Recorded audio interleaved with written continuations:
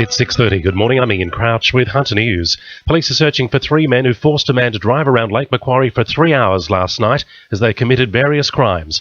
A 26-year-old Bolton Point man was driving his Toyota Starlet at about 5 p.m. when he was stopped by two men at the intersection of Quigley Road and the Ridgeway.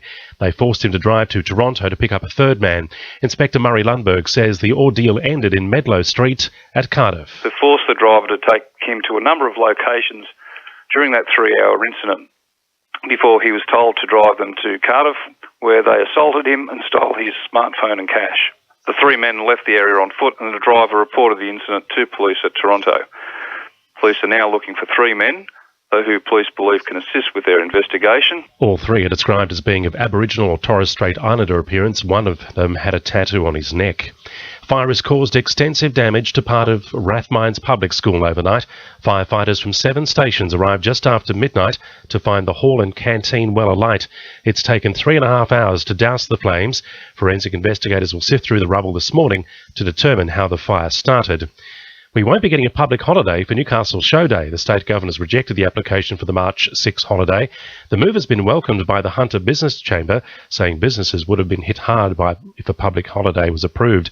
But Lord Mayor Nuatali Nelms says it's a backflip by the state government. They'd lost their show day under the state Liberal government several years ago, and when this Liberal government was elected, this state government was elected 4 years ago, they promised that there would be no reduction in public holidays. Newcastle train station is set to turn into a marketplace, while Civic Station is likely to be demolished. It's part of the state government's conceptual plans for the now disused rail corridor into the CBD, which will be revealed today. The council and law precinct and civic theatre will be opened up to the waterfront with a new park. New apartment buildings will go in along some parts of the rail corridor.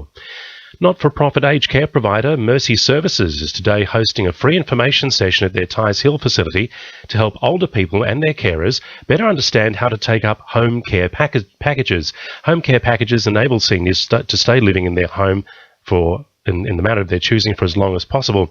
Acting General Manager Laurie Hallinan says the government announced changes to the packages in 2013, so the assistance provided can be tailored to an individual's needs and budget. At the moment, there are packages that people could take up, and what we're finding is that there's a reluctance on the part of people to take them up because they fear they'll lose their independence and they think it will cost them a lot of money, and neither of those are the case. They actually maintain a lot of independence and they're very affordable. The session begins at 10:30 at Mercy Services in Union Street, Tighes Hill.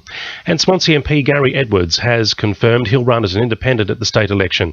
He was dumped from the Liberal Party following the ICAC scandal last year, where it was revealed he accepted money from developer Jeff McCloy. Now with sport, Belinda Dellasaris. New Newcastle Jets skipper Taylor Regan has begun rallying the troops ahead of tonight's clash with Brisbane. He's promising a competitive performance against the Roar, who'll be buoyed by the return of Thomas Brioche and Socceroos Matt McKay and Michael Teo. The 26-year-old replaces fellow central defender Q Yarleens, who was sacked alongside 4 other senior players amid the club's growing financial dramas. Regan joins Ben Kennedy and Jacob Pepper, who'll also be part of a Jets captaincy rotation.